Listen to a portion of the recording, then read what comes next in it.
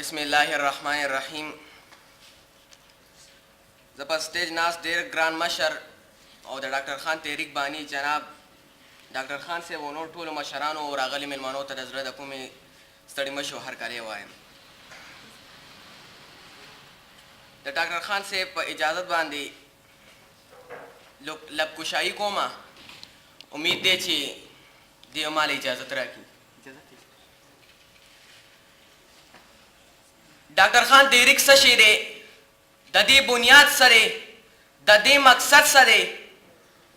ډاکټر خان تحریک د دې بنیاد پښتون قوم دی او د دې مقصد د پښتون قوم خدمت دی. دا د پښتنو د تپوس ټولنه ده، داسې سیاسي پارټي نه ده چې د خلکو نه اوټ وغواړي. دا د پښتون قوم یو ترجمان تحریک دی. پښتون قوم په خپله خاوره غلام دی، د خپل حق تپوس نشي کولی.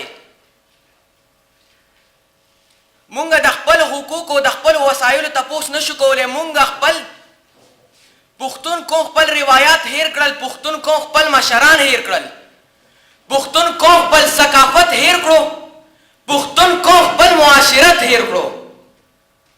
د دې روایاتو دپاره الله تعالی موږ ته د ډاکټر خان غوندې مشر راکړو، د دې غونته رهبر یې راکړو. زه خو وایم که زه د ده په شان باندې خبر وکړم نو د دنیا چې څومره مصروفیات دي، د ده د ټولو مصروفیاتو نه لوی مصروفیت د پښتون قوم خدمت دی. دا هغه شخصیت دی چې د موږ ته د پښتون قوم روایات وښودل، د پښتون قوم ثقافت یې وښودو، د پښتون قوم معاشرت یې وښودو او د پښتون قوم د حقوقو د تپوس چلې راته وښودو. زه خو وایم که څوک ادب زده کول غواړي نو ډاکټر خان مرکز ته دې راشي. که څوک پښتونولي زده کول غواړي نو ډاکټر خان مرکز ته دې راشي. که څوک خپله ژبه پښتو زده کول غواړي ډاکټر خان مرکز ته دې راشي. که څوک د پښتون قوم خدمت غواړي نو ډاکټر خان مرکز ته دې راشي. چونکې دا ډاکټر خان تحریک زموږ د پښتنو د خیر ښېګڼې ټولنه ده.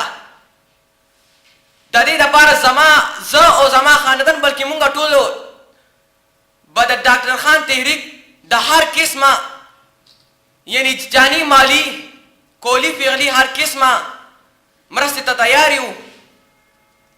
ژوندی دې وي پښتون قوم او ژوندی دې وي ډاکټر خان تحریک. والسلام.